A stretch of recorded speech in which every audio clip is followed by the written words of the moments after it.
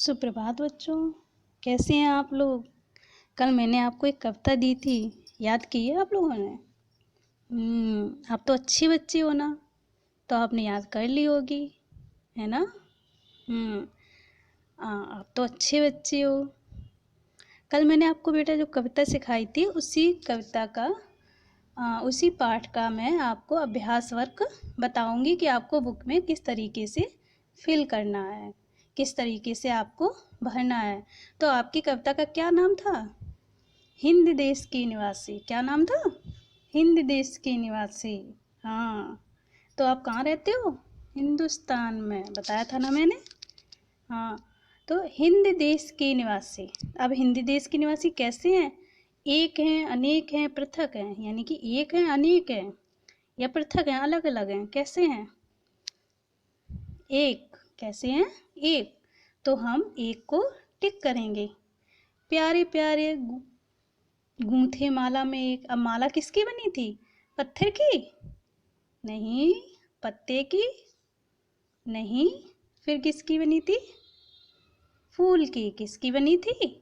फूल की। तो हम किसको टिक करेंगे? फूल को। आपका गा है तराना गा रही है। अब तराना कौन? तराना मीन्स क्या होता है? गाना। तो गाना कौन गा रही थी? चिड़िया? नहीं। कबूतरी? नहीं। कौन गा रही थी? बुलबुल।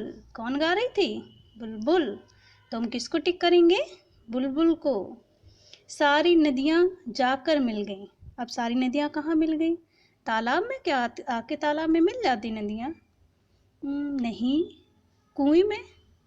अरे कुएं में कैसे मिलेंगी, है ना। फिर किस में मिलेंगी? सागर में। किस में मिलेंगी? सागर में। तो किसको टिक करना है आपको? सागर को। हिंद देश की निवासी हैं। कैसे हैं? एक। तो एक को टिक करेंगे। प्यारे प्यारे गूंथे माला में एक है। तो किसको करेंगे टिक? फूल। तराना गा रही है। कौन गा रही है? तो बुलबुल। बुलबुल को टिक करेंगे। सारी नदियाँ कहाँ जाकर मिल गई? सागर में। तो सागर को टिक करेंगे। कविता की पंक्तियाँ पूरा कीजिए। जो कविता की पंक्तियाँ, कुछ पंक्तियाँ यहाँ दी गई हैं ना, उनको आपको पूरा करना है।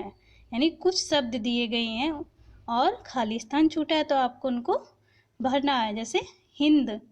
अब हिंद के बाद छूटा है खाली स्थान, फिर है, तो बीच में क्या लाइन है? हिंद देश के निवासी सभी जन एक। देश के निवासी सभी जन एक। इतना आपको भरना है। फिर चाहे है। अब इधर उधर का छूटा है तो रंग रूप वेशभूषा। चाहे अनेक हैं तो रंग रूप वेशभूषा और अनेक हैं, यह आपको भरना है। कोयल की कूक। इतना आपको भरना है। न्यारी।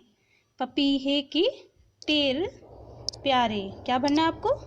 पपीहे की टेर गा। अब एक और खाली स्थान छूटा है आपकी बुक में, है ना, तो बीच में हम क्या फिल करेंगे? रही, तराना, बुलबुल, राग, मगर, इतना फिल करेंगे आप। तो पूरी कविता क्या हो गई? हिंद देश के निवासी सभी जन एक हैं। जन क्या होता है? मनुष्य, हम लोग। रंग रूप वेशभूषा चाहे अनेक हैं। कोयल की कूक न्यारी, पपीहे की टेर प्यारे, गा रही तराना बुलबुल, राग मगर एक है। आपका तीसरा क्वेश्चन है, सही मिलान कीजिए। तो रंग रूप वेशभूषा कैसे हैं? चाहे अनेक। कैसे हैं? अनेक। प्यारे प्यारे फूल। अब फूल किस में गूंथे थे? माला में। तो हम फूल को किससे मैच कर मिलाएंगे? माला से। गूंथी माला में एक हैं। गा रही तराना बुलबुल। अब किससे मिलाएंगे? राग मगर एक है। जाके मिल गई सागर में। अब क्या मिली थी? नदियाँ कैसी हो गई थी? हुई सब एक हैं। तो सागर जाके मिल गई सागर में को मिलाएंगे हुई सब एक हैं।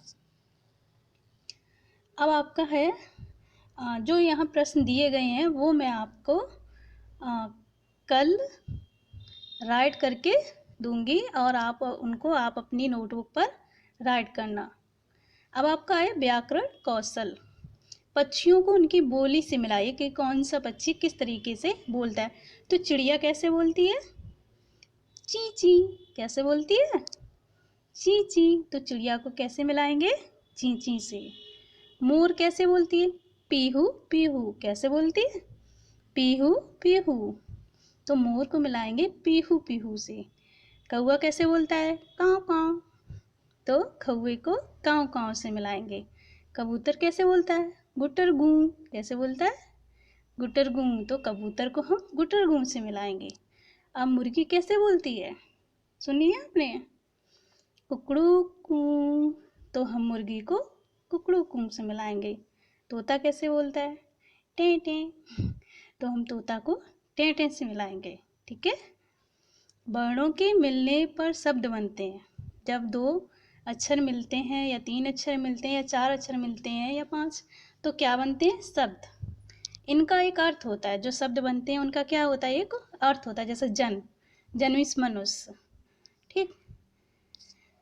जन के वर्णों का स्थान बदल देने से, जन के वर्णों का मतलब जो जन वर्ण शब्द है उनके आपस में स्थान बदल देने से वह क्या हो जाएंगे? नज। क्या बन जाएगा? जन का नज, जिसका कोई अर्थ नहीं होता है। नज को निरर्थक शब्द कहा जाएगा। क्या कहा जाएगा? निरर्थक शब्द। इसका कोई अर्थ, निरर्थक मीन्स जिसका कोई अर्थ ना हो। सार्थक मीन्स जिसका कोई अर्थ हो, और निरर्थक मीन्स जिसका कोई अर्थ ना हो। रिक्त स्थानों में दिए गए शब्दों के निरर्थक शब्द लिखिए। तो आपको जो शब्द दिए गए हैं इनको आपको क्या करना? निरर्थक शब्द में, जैसे देश का एक अर्थ है लेकिन इसका हमें अर्थ से, सार्थक से निरर्थक बनाना है। तो कैसे बनाएंगे? देश को सा को आगे लिख देंगे और दे को पीछे, तो सदे हो जाएगा। इसका निरर्थक शब्द बन जाएगा, है ना। रंग, रंग को हम गा को आगे लिख देंगे और रा को पीछे। गरंग, कोई अर्थ निकला? कोई अर्थ नहीं हुआ। अब माला, माला का तो अर्थ होता है। अब ला को आगे लिख देंगे और माँ को पीछे, तो क्या हो जाएगा? लामा। लामा का कोई अर्थ होता है? नहीं।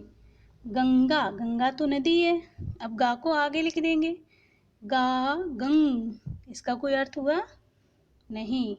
अब एक का अर्थ होता है कै, कुछ अर्थ हुआ? नहीं। भूसा, अब भूसा का तो अर्थ होता है। अब भूसा को हम सा को आगे लिख देंगे और भू को पीछे, साभू। कोई अर्थ हुआ? नहीं। राग, राग का एक अर्थ होता है। और राग को निरर्थक बनाने के लिए क्या करेंगे? गा को आगे लिख देंगे और रा को पीछे, तो गरा। कोई अर्थ होता है? नहीं। अब कोयल, कोयल का निरर्थक बनाना है तो ला को आगे, या को बीच में और को पीछे, तो लय को। कुछ हुआ अर्थ? नहीं। इस तरीके से आपको लिखना है, यानी कि जो सार्थक शब्द दिए गए हैं इनको निरर्थक शब्द बनाकर आपको लिखना है। क्या करना है? आपको लिखना है। तो ये जो मैंने आपको अभ्यास वर्क करवाया, ये आप अपनी बुक पर फिल कर लेंगे और इसे आप अपनी नोटबुक पर राइट करेंगे। ओके बच्चों, बाय।